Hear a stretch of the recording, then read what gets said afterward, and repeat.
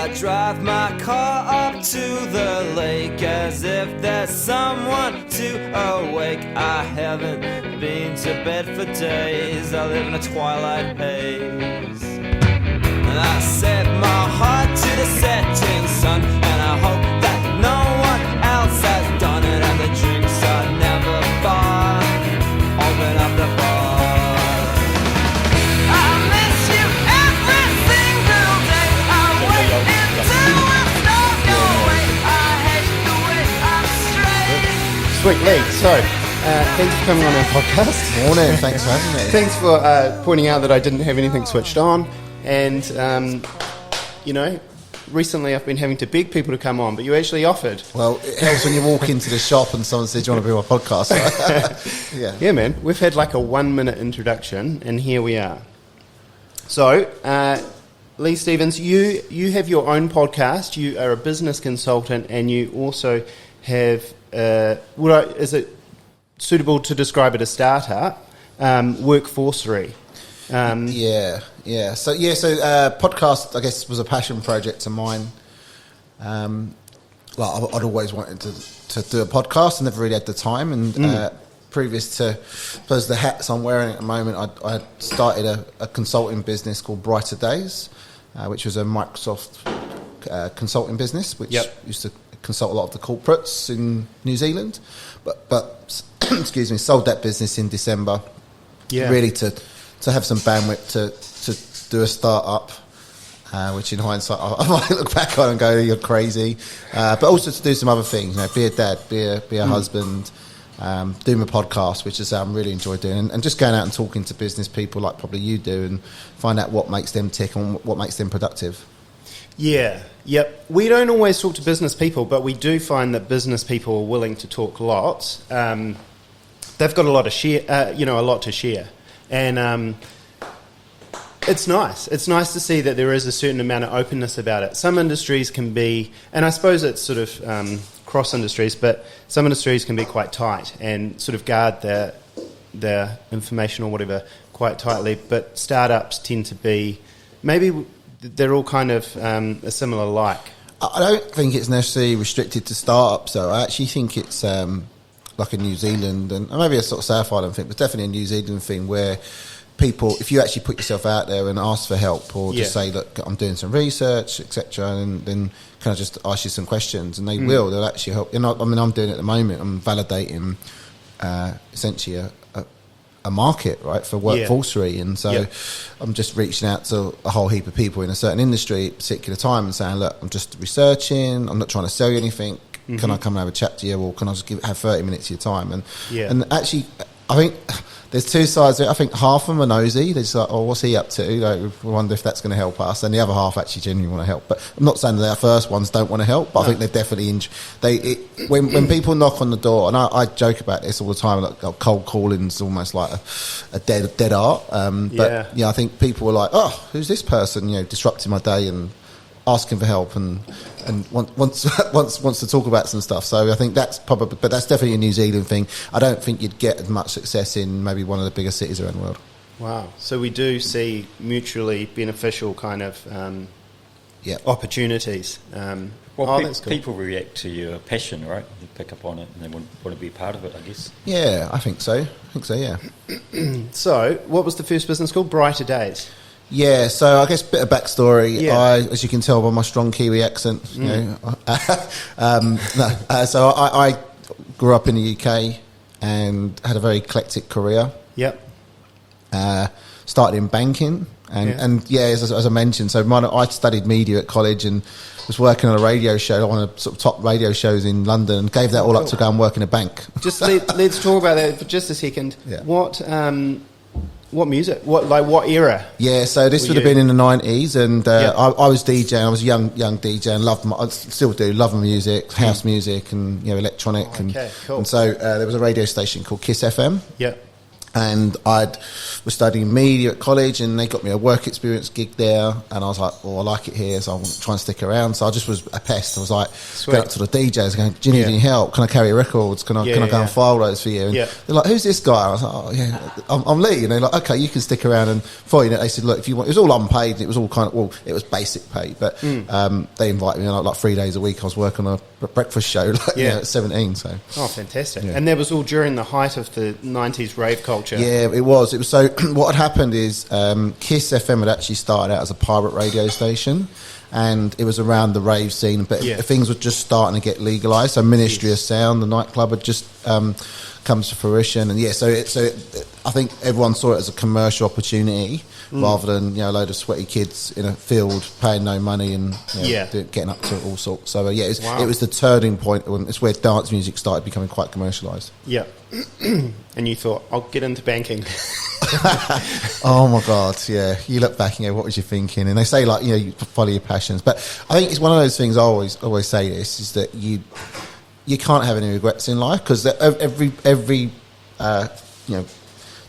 point in your life and every road you've had to go down, crossroads you've had to get to, have kind of led you to where you've got to. So exactly. Yeah, I wouldn't be talking to you now if I'd stayed there, right?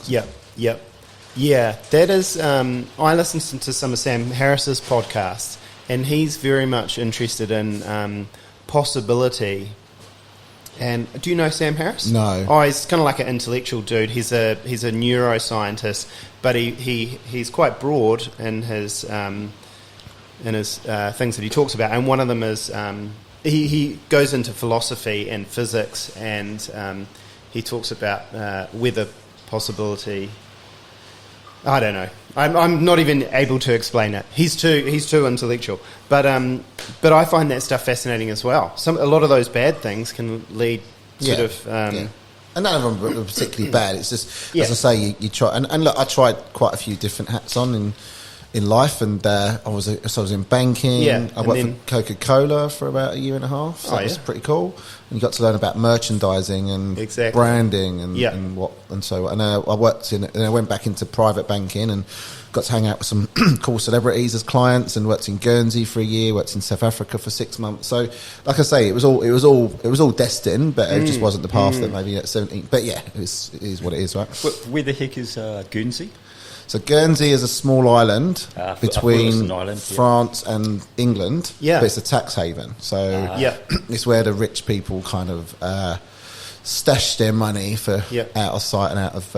and they say that you don't pay any tax. And even when I was there at the time, because of the confidentiality, and it would have been a lot of South African grey money, and people weren't allowed to have assets and stuff like that. Right. But even when I was there, the EU and the wider financial community were asking about Guernsey, and they're saying, look, okay, right, so you've got two options. You either have to tell us who your clients are, give us your client list, because we think they're tax dodging, or tax avoiding, as they used to call it, or you can pay a 10% tax on all the money you earn. They went, we'll take the 10% tax all day long. Whoa. It was so big, Gee whiz. Yeah. Which jurisdiction does Guernsey so it's it's not a principality, but it's something like that. Essentially it's its own. It's a bailiwick. There we go. It's a bailiwick. So it's its own. It's its own thing.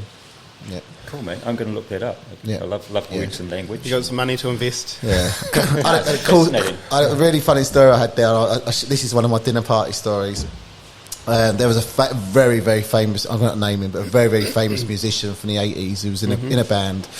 And I already know who it is. I hope he's in a band. But a very well-known, literally well-known band. And so I gets a phone call. He said, Lee, X is here down in reception. I was like, oh. And he had a very famous wife as well, so you weren't the one. So X is here. So I was like, okay. So I went down to reception. And there's this like rock star dude. I knew he was one of our clients. I knew who he was. And his wife's there, and she's not looking too happy. And it's a rainy day like this in Guernsey. And he's opening this briefcase. I was like, oh, what's that? And it's literally traveller's checks. He was like, there we go, sort that out, son. I'm off for lunch. Give me the receipt when I get back. And that was it. And he was like, there we go. So he was depositing but so that's what they used to do. They used to take money out of on a plane. Yeah. Literally a briefcase, traveller's check, sort it out, and put it in, and deposit it. Wow. Yeah. Yeah. Wow. Yeah, totally. That's how those rich people live. just Get by. they do. Yeah. Yeah. It must gradually happen. It probably doesn't happen overnight, but it gradually happens to the point where it becomes normal. Yeah. Well, for perhaps then. Okay, cool. And then somehow or other, the pinball machine, you made it to New Zealand. Yeah. So what happened there? So I was in banking, and then it ended up in. So look, I was always passionate about business, and I loved improving businesses. And I think at like 24, 25, I'd helped a construction business restructure, remarket. Right. Focus on the 4 areas that made money, stop doing the 10 that didn't make money. So I always had a flair and a passion for improving businesses early on, and I was quite grateful for some of those early businesses I worked with who gave me the opportunity to do that. And they was like, you didn't have to trust a 20. I mean, think about it now, like a 25-year-old walks up and says, "I'm going to help you restructure your business." You're like, "Who's this dude?" You're like, "Hey, what's this dude? Look, where did you get the where did you learn how to do this stuff?" I don't think. I think it's. I'm a student of business. I think so. Stuff you learn over time, and I think around that time it was like, I call it entrepreneur porn. There was like all these business shows rocking up, and there was business books, and there was the coffee shop guys and the Starbucks. It was literally everywhere you looked. So, I used to, because I didn't go to uni, I had a bit of a chip on my shoulder. I was like, I need to learn this stuff. So, just went and chucked myself in. But I used to go and talk to people and just be like a sponge. But at the time, I guess you also so 50% learn, but 50% gut instinct. And I think I can see it's the confidence and the instinct. Yeah, that's massive. Yeah. So I was doing a bit of that. Ended up in IT recruitment, and then decided that was my first foray into, I suppose, entrepreneurship, if you want to call it that. But self-owning a business owner. So I set up on my own, doing recruitment. Did that for a few years, and then. I always remember this is my journey into IT. It was IT recruitment, but once again, I was like a sponge. I used to go and learn the subject matter and say, like, can you tell me everything about being a developer or being an infrastructure guy? And so I got a phone call from Unilever, who are a big brand in the UK. It was a wet Friday afternoon, and they said, "Lee, got an urgent request." I said, "Yep." They said, "We need a SharePoint project manager to start Monday at 9 a.m. I was like, "Okay, good luck with that." So 2:30 on a Friday, everyone's down the pub, or everyone's at the weekend. I said, "Okay, look, listen, just tell me what you need. I'll see what we can do." And it might not be Monday, it might be Wednesday or Thursday. I said, okay. So they said, "Look, they need to be organised." I'm like, "Yep." They said they need to know the difference between a developer and an infrastructure guy. I'm like, "Yep." They need to get on with people. Yep. They need to be able to read the room. I said, "Yep." I said, "Look, I could do that." Joking around. They went, "Great, start Monday, 4:50 days. Put the phone down." So I was like, "Oh crap!" Like what? And they were serious, right? They was like, "You'll be fine. You're getting us out of a hole." So I literally went to W.H. Smith's, the bookstore, bought a business analyst handbook, bought a project manager's handbook. I literally was like, Johnny Five going through it, and I was like, literally. Really crapping myself on the Monday when I walked in. I was like, they're going to know. They're going to look me up. I suppose this is before LinkedIn as well. So but I suppose that was one of the early lessons where actually people don't care about you as much as you care about yourself. I walked in there and I actually did know more than them. I was able to sort them out straight away. And they were saying, "Oh, we're going to get our infrastructure consultant to go and develop some code." I was like, "I think you'll find that's a developer." And they was like, at the time that was, this was like 25 years ago, like 20 years ago. So I was like, "Oh, he knows his stuff." Yeah. So it kind of gave me a bit of a confidence boost, and I knew to not doubt yourself, and that So and then I thought, okay, now you've got an opportunity to go and learn this stuff, and so went and did that, and then had my own sort of small consulting business, and I'd always wanted to work overseas, and I used to get off if you can talk to people, you're technical, and you're reasonably articulate, your hand gets bitten off, and I'd always been offered Australia. My wife, even my wife's sister lives in Australia. Oh yeah, in Melbourne. She's like, "Nah, I'm not going to Australia. It's too American." And then, certain offer came up. Great observation. Yeah. And then I've never heard of that one before. Yeah, and you think about it, it is, but anyway. But New Zealand came up, and I got offered 3 roles. My wife's like, I think because she's very into the country, and she likes England, she likes village pubs, and likes horticulture. I've heard New Zealand's quite nice. I was like, yeah, okay. So we gave that a go, and then I went and worked for Intergen. So Intergen were one of the bigger IT. Companies and they're now Capgemini, so pretty big. Oh, okay, they've changed. Yeah, so they got bought out by Empire, and Empire got bought by Capgemini. So huge, corporate consultancy. But, you know, I'll be honest, I say this all the time, I didn't make a good employee. I don't know. I mean, if he's watching or listening now, and both of my bosses now, I have to apologise to them there because I was an arse, you know. I was, as an employee. Well, yeah, I could say the same of myself as well. However, you don't know what you didn't know back then, and but you got to look at it through balance. Yeah, there's people that I've been dealing with lately that work for a large organisation. And it just boggles my mind. It's like, how do you do anything? Like, how do you achieve anything? I'm just trying to do the most simplest of things, open an account with them and get paid. Yeah. And it's just like trying to get blood out of a stone. Yeah. You know, I'll call you back in 5 minutes. They don't call back. They don't call, and I call them back the next day. I'm like, you said you were going to call, you didn't call. Yeah. Oh, yeah. Yeah. And it's like, what the heck is going on here? But I think, anyway. Yeah, it's mind blowing. I don't want to suggest that that's obviously all the time or all the case with employees or anything. It definitely isn't. But I think you just know though, like deep down, because I'd done it before in England, and I had a small consulting business. It was mainly contractors in the client book, but we had clients like Diageo and the Financial Ombudsman and Barclays Capital, and that was worth something. In England, to get into those businesses, it takes time. So interestingly, the guys that bought it, 2 of them were Kiwis who I've now kind of reconnected with over here. Great. But because I'd already done a business, my wife says, look, I'll back you. Yeah. You've done it once before. You're miserable like where you are now. You're not in control. Yeah. Just go for it. And so she backed me, and she always has done. And so I've been quite fortunate like that. And so I don't think everyone's been as fortunate to have partners who would, you know, who have like, you know, the utmost faith in you, and then that means a lot. That's super important for me as well. Yeah. So you made it to New Zealand, and at what stage did you start the Brighter Days? Yeah. So once again, there's a connection there with the dance. So look, I decided I was leaving Intergen, and it was it's all mutual. I said, look, you know, I'm going to do this. My boss was like, okay, look, and I had a 3-month clause, which you had to stick around for 3 months, and I said, look, it's actually no one's interest. I said, look, let's do it 4 weeks, because I'll do you a favour, saves you a couple of months worth of money. And he's like, yeah, okay. So we worked that one out. But I then had 4 weeks to pick a laptop and decide a company name. And I knew I was going to do, and believe it took me 3 weeks to pick a laptop. That's a different story. But so I just created a company name. I was like, oh, crap, and you know, I didn't want it to be, you know, like some random Greek, you know, alphabet, or the Latin sounding, you know, like consultory or something like that. Yeah. So I wanted to call it something different. So a lady I used to work with in England, and once again, you know, all the roads that take you wouldn't know it. It was a design agency, and I'd helped her out for a little bit.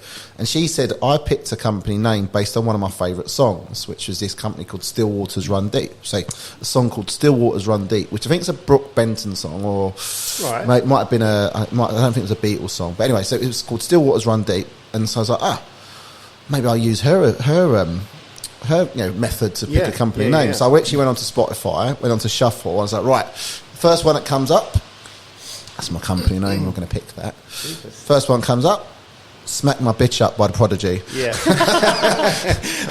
I was going to say, there's a really wide thing. I was like, no, maybe not a good name for a company. That's a true story. And then there was a couple others, like, you using me? And I was like, a bit too needy. But then this one came up as Brighter Days. And it was like, it's a Todd Terry track. And so he was one of my favourite artists. I was like, that works. So, and I saw it straight away. So with the cloud comes Brighter Days. And so, that's what... mate. Yeah. I find it fascinating how people, like, do you remember the band The Flock of Seagulls? Yeah. I think they were going to call their band Level 7 or something like that. Right. And then at that same time, band came out. I think it was called Level 42. Level 42. Yeah. And they go, that's too similar. Yeah. What are we going to do? And it's like, so now they haven't got a name. But they were at a gig, and the frontsman at the gig. So the Flock of Seagull dudes were in the audience, and they had another gig. And the guy up the front just points at them and goes, "The Flock of Seagulls!" Yeah. And they go, "Shit, that's our name." Yeah.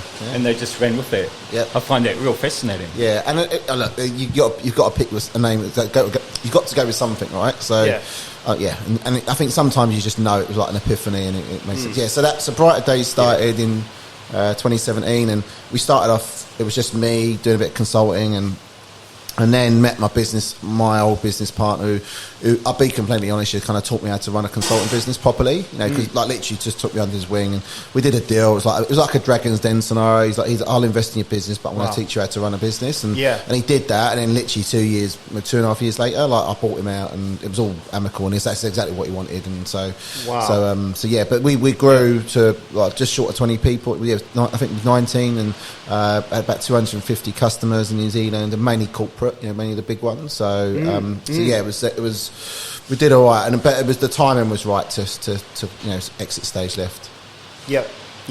And then you set up. So, and where did you go to? Is that when you set up sort of your own personal consultancy? Look, so the personal consultancy things are probably a vehicle at the moment. So you have to call yourself something on LinkedIn. But I see. But the reality of it was that.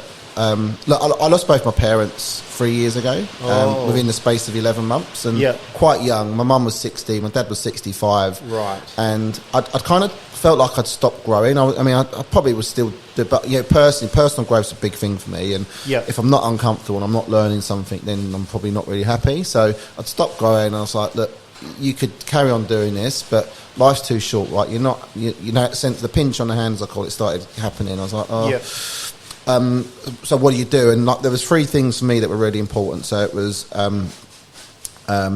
financial independence, so being able to not worry about money. Geographical independence, so not being tied to a country. So if we at some point in the future, if we want to do the sun chasing thing and live 6 months in New Zealand, 6 months in Europe, we can do that. And then career independence, so the ability to be able to wear different hats. And so I'd worked with a coach, a really good coach who's just come onto my podcast, by the way, and he really helped me through that. And what came out was I wasn't able to get those things doing what I was doing. So it was like, okay, well, what's the options? And selling the business was an option, and someone had tapped me on the shoulder a few times. So then I looked at and researched different ideas, and coming up with a product or a software product was going to give me all 3 of those. And it comes with risk, and it comes with hard work and all that kind of stuff. But ultimately, career freedom, career freedom, geographical freedom, and financial freedom. When you saw the business coach, did you feel like, because they sort of can receive a bit of flack from time to time, and I've sort of. Well, my perspective, I'm a terrible business person, and I see them occasionally, and I sort of have a rebellious streak, and I don't really like what I hear. Did you feel like you had to make many compromises, or were they really kind of showing you something which you were like, shit, this guy's actually talking a lot of sense, and I know, like, did you feel like you had to compromise much, or was it just a case of pulling the levers and switching, or was there a little bit of hesitation and challenge? So, I think, as James mentioned on the podcast, literally it's just gone out this Tuesday. Cool. First rule in the proper coaches, in the coaching school, whatever, or the body that he's part of, they say is actually you shouldn't be telling what to do. You should be listening, and you should be. The answer should come from within. It's kind of like therapy, isn't it? Yeah. And he actually says that. He says, like, there's a thin line. There's the stuff below the line is therapy, and the stuff above the line is coaching. But I didn't feel like I had to compromise. But what happened was I was in a board meeting, and the advisory board were like, okay, Lee, great. So who's going to coach you in terms of your personal growth? I was like, I got one of those.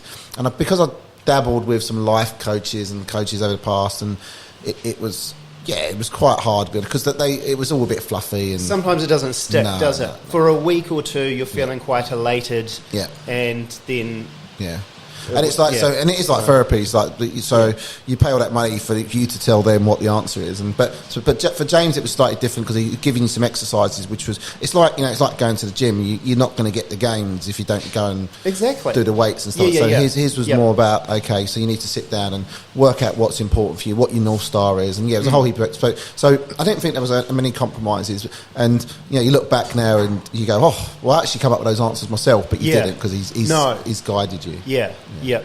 Yeah, I believe that there is. I look at life in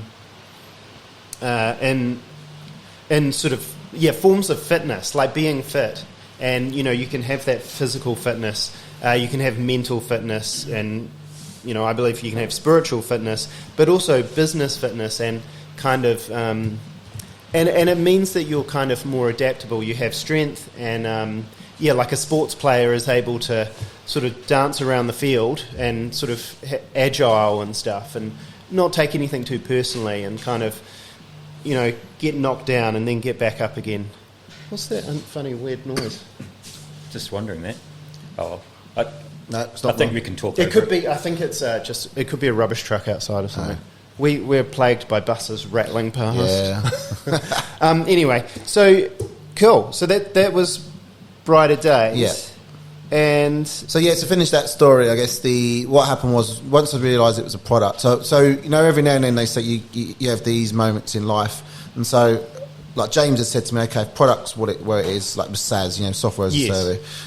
So I'd found this conference in the States, and because obviously the last 3 years we haven't been able to travel, and it was SaaS stuff. It was like the biggest SaaS conference in the world. So he went, get out to that, you know, do your research, show, you know, what I did. So, but it was kind of life changing for me, because it was 10,000 people, and it was like it's in Silicon Valley, and it was like the who's who of software and SaaS, and there's all these inspirational talkers like from MailChimp and HubSpot, and like the who's who of software, right, was over there, and like for me, like that 10 grand I probably spent going over there, and was probably it was the best 10 grand I've spent, you know, in the last 10 years, because it meant that I was able to learn about all the mistakes that people make. So you stand on the shoulder of giants, as they say. You're learning from what those people do. So that was when I decided, doubled down, and said, okay, it's going to be software, and HR was what I knew. So because I've worked in HR, built HR applications probably the last 20 years. So, or 15 years at least. So I thought that was what I would do. And then you're on the journey, and so the next stop is really product market fit for us, and go, okay, well, which is the market and what problems you're trying to solve for that particular market. Yeah. And because as a small business owner, you know, and I have done things probably, I just feel like I haven't done a good job with anything. And I feel like there's so many hurdles and obstacles, and it's just never ending. And I'm beginning to sort of realise, you know, there was that book written, The Obstacle is the Way, or whatever. And there is so much growth and lessons to be learnt. When successful business people, and you interview them on the podcast and stuff, are they all sort of experiencing the same things? Like, because we get this kind of an image or a presentation that, some people just strike it lucky, and it just seems to flow naturally. There's not a care in the world.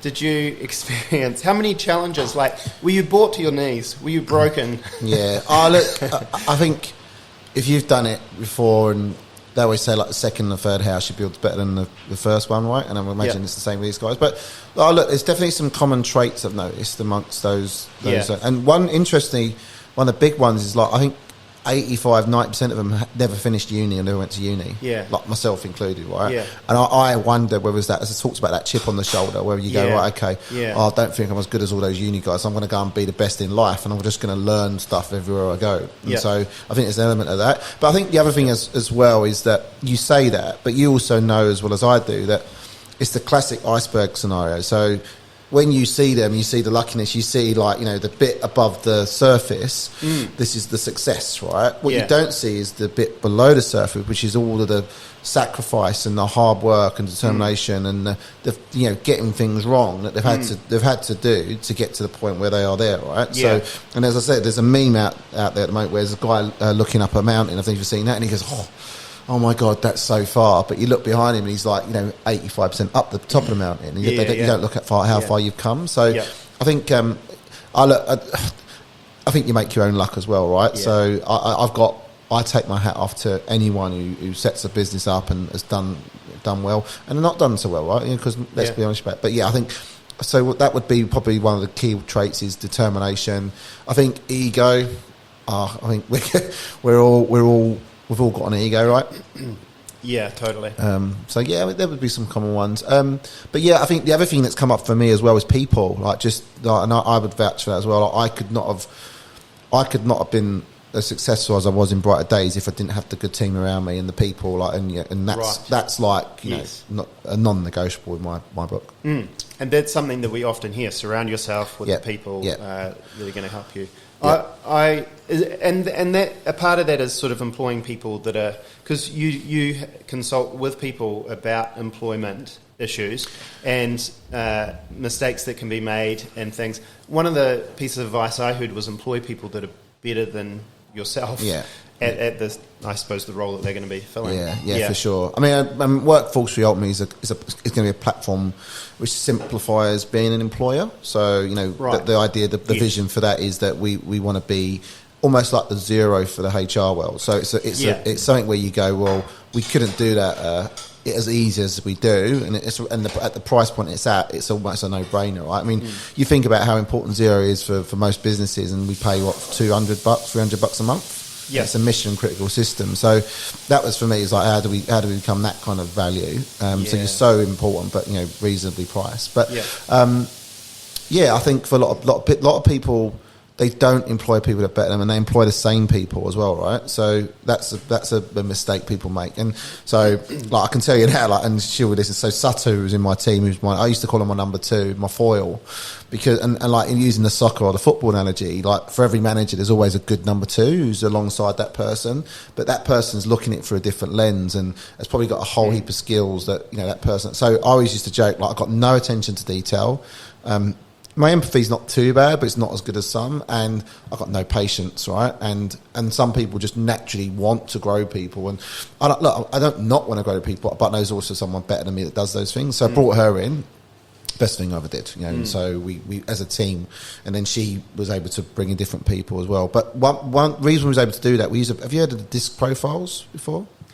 Say that again. DISC profiles. So DISC is a Miller Hyman.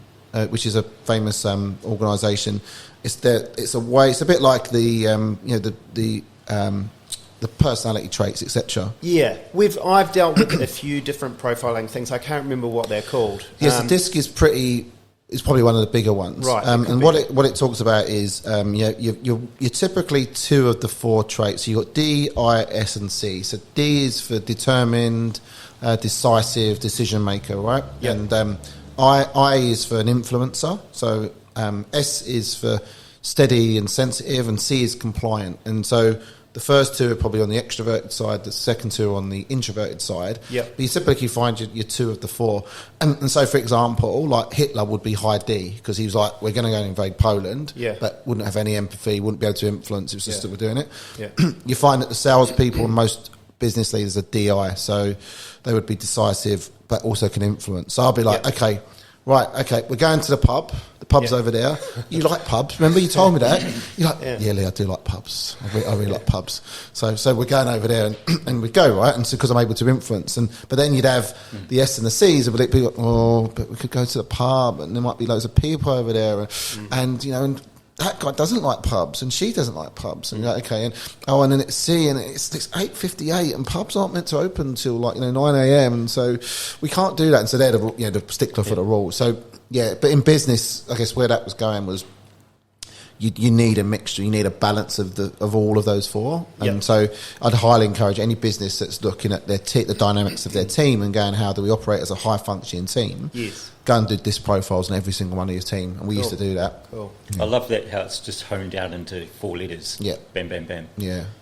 And we used to joke, because we'd be in a meeting and Sutter would say to me, "Oh, you're going all DI on me now." Like it was a verb, but I'll be quiet, stop being an S and a C. And so, well, that's right. It could potentially be a place for conflict, because obviously the differences. And it can be, because I mean, the thing is, if you've got, and this is once again one of the things I got taught, if you're trying to get, and people do this all the time, I see this all the time in business, People are trying to get people whose strengths are obviously being an S. Like they care about people and they stick for the rules, and they're trying to get them to go out and be like me, you know, like who's gregarious and you know and Madeline, she's Christchurch based, who used to help us with this stuff. She used to talk about these arrows. So what used to happen? You have your natural style and you have an adjusted style. Right. And so if I was saying to you, okay, I want you, this compliant person, to go out and start selling and be influencer, they can do it, but their arrow's really, really long. The longer the arrow, the more exhausting it is. So if they're having to do things that are completely out of their natural skill set. And you see that. You see people put into positions of power all the time, right? Yep. I did a stint sales and wasn't very good. My arrow must have been quite long. Well, you probably, and someone used to say, like, to this guy, I remember he was quite a techie, and I was trying to get him to be an influencer and a consultant. He's like, because he said he wanted to be a consultant. I was like, okay, we can help you with that. And she did the set, and his arrow was the longest you'd probably seen. So he was going from top left to bottom right. Right. And she said, like, Sean, do you go to bed like exhausted every night? He went, every night. I'm shattered. So he was being de-energized. Well, but because he was trying, it was so far removed from the things that he was actually good at. And so if you can actually put people into positions and into roles that, you know, is going to help them be the best at what they do and leverage their strengths, then obviously it's like football, right? You don't go and put Ronaldo at right back. Yeah, and I think naturally we have this, we're prone to thinking negative thoughts about ourselves and our weaknesses, and they appear to be larger than our strengths. And it's just like, well, screw it. Like, who gives a shit about our weaknesses? Let's just focus on our strengths and make that work. So Workforcery. You've got, are there other competitors out there? Oh, there's loads, right? Okay, tell us why you guys are better. Why is Workforcery better? What are you doing better than the other guys? Yeah, so if you look at it's not called HR, but people and capability space. There's quite a few big competitors, global competitors, and so you like any business. If you always look to your competitors, you'd never start a business, right? You'd always, like you guys, you'd go, oh no, there's Starbucks and there's coffee culture. You never do it. So you can't think like that. Yeah. So, but what you can do is go, okay, well, what are the things that I know we can compete on? And so, for me, the bit, and I suppose sometimes it's scratching your own itch in business. You know, it's hard. So I know for a fact, like onboarding and basically being an employer is hard work, right? So the concept of getting someone on board, issuing their contract, doing all the onboarding tasks, getting their tax forms, getting their payroll set up, getting their induction, health and safety, like it's death by a thousand cuts, as I call it. So when you look at all of the employee workflows that go on, and there's heaps of them, right? That was the bit I thought that we could really go toe to toe with some of those, and because I know that some of those global ones don't do it, but they're generalists, whereas we're going, well, that's the bit we really want to focus on. So, but if I'm being completely honest, the product market fit, which is a concept, is relatively new to me in software. But at the moment, you've got to understand the problems for those businesses, right? So at the moment, I'm talking to lots of recruitment companies, lots of labour hire businesses. Hospo and tourism will be next on my list. But I'm saying to the recruitment guys, what's your problem? And they're like, oh, but we've got some paper contracts and we've got this horrible, nasty Adobe form that they have to fill in. So we're still trying to figure that out, I guess, if I'm being honest. But that's all right, because we're edging forward. But certainly my vision is essentially to simplify being an employer. As simple as that. No, it sounds fascinating, and I've seen other. I don't know too much about tech at all, but I recall there are software companies. One of them was called. I'm not going to remember. One something or other, and it was about when you've got a business and you're signing up to accounts.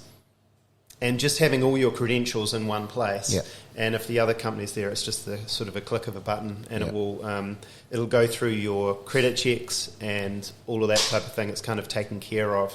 But this one, there's a slight twist on it. That's cool. Well, look, in the coffee industry, I often think about small business versus big business, and the benefits that both of them have. In coffee, the small business can really focus in on quality, but they can't provide perhaps the machinery that, and some of those other things. The big businesses can provide machinery and all sorts of bells and whistles, but you might lose some of the, some of the other things that the small company can do. So there's always positions, isn't there? Yeah, and I think that's the beauty of where we're at the moment. So, and the analogies I'm using, it's like an engine, right? So there is an argument to say that I'm doing it the wrong way round. So we've because we're developers kind of building this product and the HR product, but they're saying that you probably hit the road before you code was a line I'd heard, and they're saying you should actually go and validate and actually mock up and literally draw stuff up to go, right, if I built that, would you buy it? And which is kind of, it's right to a certain extent, but I guess because I've worked in this space for a long time and had the need myself as a business owner, for me there's like the engine still, you need the minimum level, which is the engine, right? There's going to be a minimum amount of product that you're still going to have to build. Yeah. But then the chassis and it's like the Tesla, right? I'm sure that the engine's already built, but when the order comes in and someone says we want the extra row of seats, or we want the 20-inch wheels, or we want it in black, that's the bit I guess we're still we're working out. But yeah, I think where we'll compete will be certainly onboarding, and I think for businesses they have that constant churn. So I spoke to one big business down south, and they employ 1,000 people for 700 positions in hospo. So it's literally a revolving door. So you can imagine how much work goes into having to employ 1,000 people, a year just to get them through the door and set their payroll up. And so that's the bit I want to say. That's the problem I'm looking to solve. And I think that's that business. That's probably a problem that's not isolated to those industries, but maybe we just say, well, we target businesses that have high churn, and that's our target market. So, but that's part. It's part of the thing that really. I'll be honest, I've gone back to being a startup where we was reasonably successful, and I was like, what are you doing? I was like, why are you doing it? It's like last week I had a horrible week because I was back to cold calling. I was like, it's like, why? You start questioning yourself a little bit, but then you look back and you go, well, no, this is the reason why you're doing it, and this is half the fun, right? So I think it sounds like what I like about your story and your journey and stuff is that you have, been on the other side. You've worked for large businesses, and you've been able to be a part of implementing change, and then you're able to kind of put it into practice as well.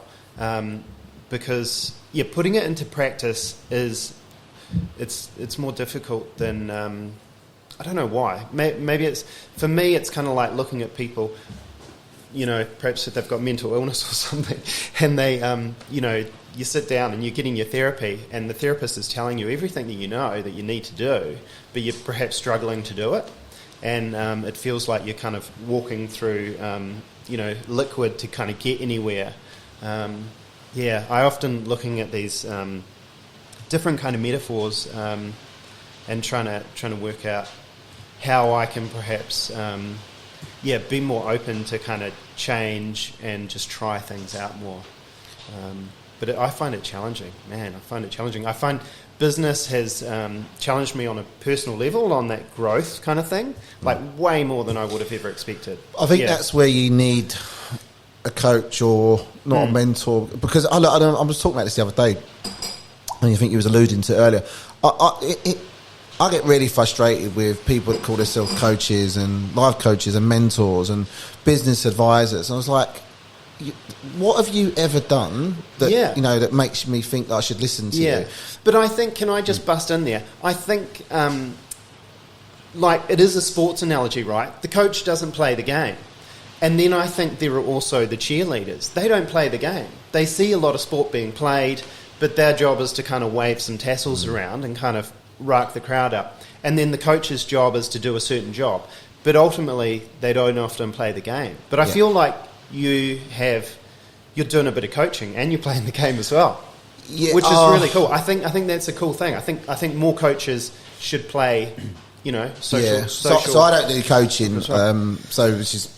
Okay. Well, consultancy, but even that, it's like I say, it's not really. It's bits. So I like helping people, right? So someone says, "Can you come along and help us design this solution or come up with an idea?" Like that's the bit I like doing. But I'm probably not as good as people like James who go like personal growth. But where I was going with where you was talking about you're finding it hard, but you still need someone, and it's finding the right person who's going to ask you the right questions. And what I think was really good about, say, James's approach with me is it feels like someone from the New Zealand Herald or Stuff's coming and interviewed me once a month.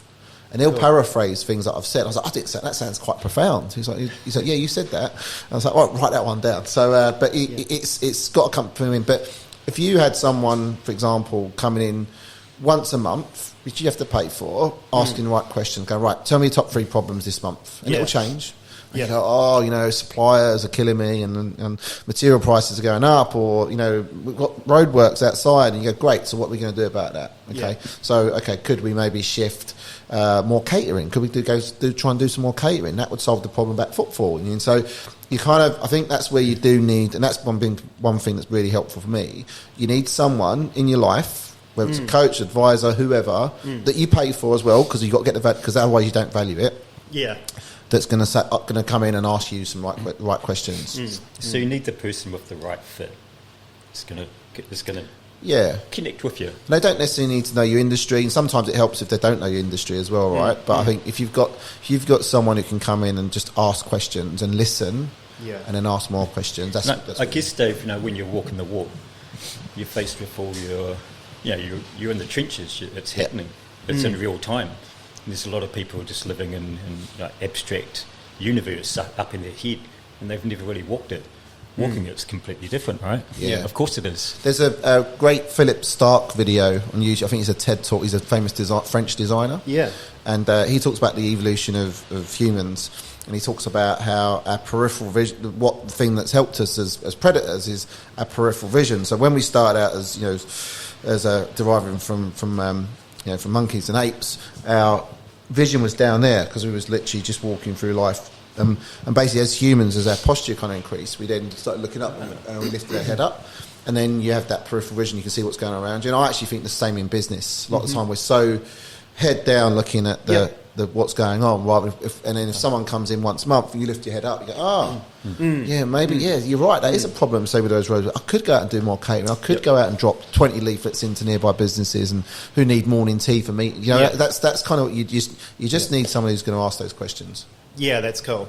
And that comes back to that thing where you set up a business and then a couple of years later you go, shit, if I knew what I knew now, I'd never have done it. Yeah. But then also, in the same respect, it's kind of like, I'm pleased I didn't do that, and I'm pleased I did start. I'm pleased I didn't know what I didn't know then, and I'm pleased I started, and I'm pleased I've kind of risen to the challenge. But you also got to be true to your why as well, right? So that's the whole Simon Sinek thing. Why are you doing what you're doing? Because I think, once again, business people a lot of people are reluctant entrepreneurs, I think. So they're like, I've been laid off, or they didn't really have a choice. But why are you running a coffee business? Why are you running a cafe? Why are you doing that? If you can't answer that, or at least give the right answers to yourself, you go, well, maybe this is not for me. Maybe I need to try something else.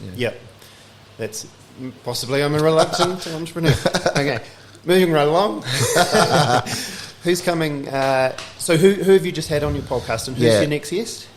So so James Laughlin's high performing leadership coach, and he talks about the 7 pillars of high performing leaders. So I just watched the first half hour of that. I'm not going to watch the rest. That was the drummer. That's right. No, brilliant. World champion at 14. Absolutely amazing. So he's been amazing. So he was good. But let's say he talks about the 7 traits of being a high performing leader, which is well worth listening for anyone who's kind of looking to learn. I've had Ben Keeps, who's I listened to that one. Yep. Yeah, he was great. And so Ben's obviously very opinionated and in a good way, and he loved the passion for tech. So he was great. I've had Hilary Walton from Microsoft. Who else have I had? Dave Armstrong, who's a finance guy. And so in the early days of podcasting, I think for me it was like almost like you're running a business. You go, who do I know? Who are the friendlies that have got a good story to tell that I can get in and then you build from there. And so I've got some other people and so I'm approaching people like David Seymour because I wanted someone to talk about productivity, and Bernard Hickey, the journalist. So all of a sudden now, and probably feel a little bit more confident asking those people now because I've got a few under my belt and they can go and listen to something and they understand what's exactly. So that's the kind of productivity is the key theme for that. So and I've really enjoyed just listening to different people talk about their stories and how they've been productive in different ways, right? And I tell you, it was really good at Alchemy. So Campbell, Alchemy, the clothing. I haven't listened to that one though. So Campbell was, and I think because he, by his own admission, he probably wouldn't be he's not like your natural media type, but he is, Right. and he said, it was like 60 minutes to unravel 30 years of his life, and just to hear the stories and what he's gone through, and it's been great. So I feel very privileged to actually just sit down and listen to, as you probably do, for an hour, just to listen to what makes people great. Totally. It's addictive. It's kind of, it is. It's the art of conversation and just the old school kind of, just talking to people and having your own sort of biases challenged. And I feel like, it's made me perhaps more empathetic and just challenges heaps of stuff that should be challenged, I think.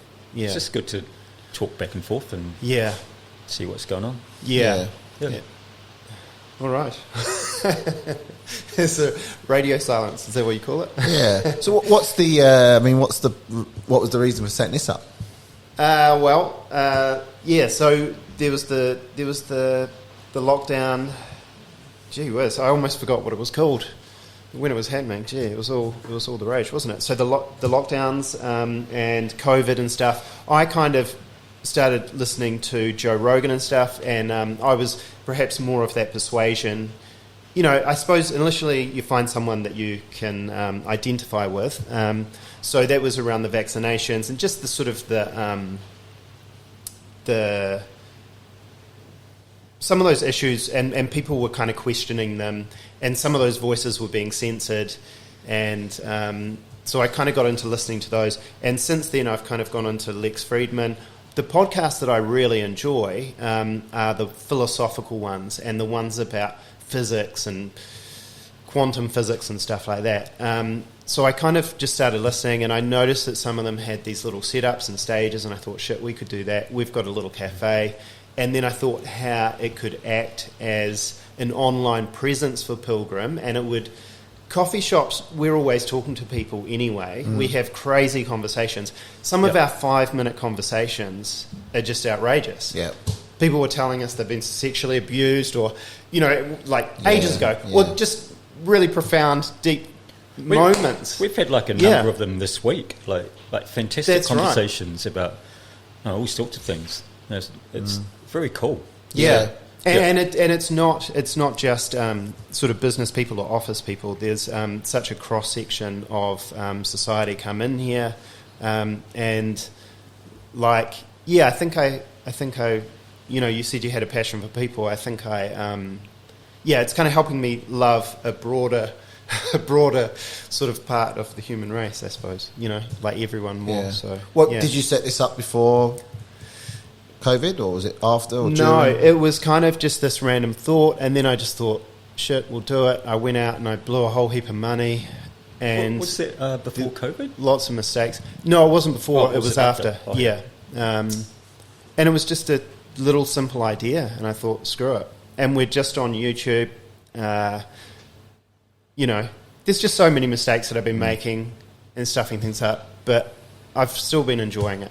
Yeah. And I say the trick to this is to build an audience, but to be useful. So, for content. And I was saying to someone the other day, I always wanted to create content and enjoy doing that. But I want it to be useful. I want it to be educational or inspirational. So I don't just want to be kind of waffling on, re-quoting Oprah or Tony Robbins or something. I actually want it to be genuine. But the thing about podcasting for me was that I'm not a very good writer, right? And got no attention to detail. Don't really like writing. Whereas this, I can just rock up and talk. Cool. So for me, it was a perfect forum or perfect medium to do that. Yeah.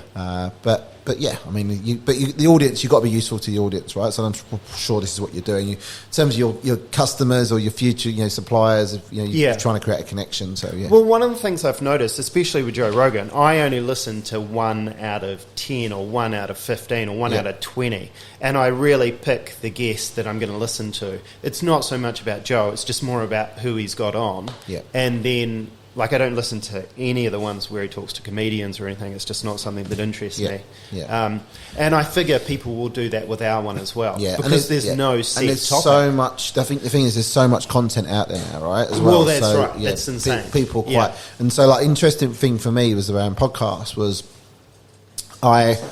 when I want to learn something and go deep learning now, that's probably the first thing I do now. Mm-hmm. So I'm surely someone must have solved this problem before. Yeah. What did they do? How did they do it? What were some of the things? So like product market fit, as I keep talking about, that's, I can tell you now, that is my number one and only problem for Workforcery is how do we, you know, what are the problems we're solving? Not about the solution. You know, I can build the best HR software in the world, but if it's not solving a problem, what's the point?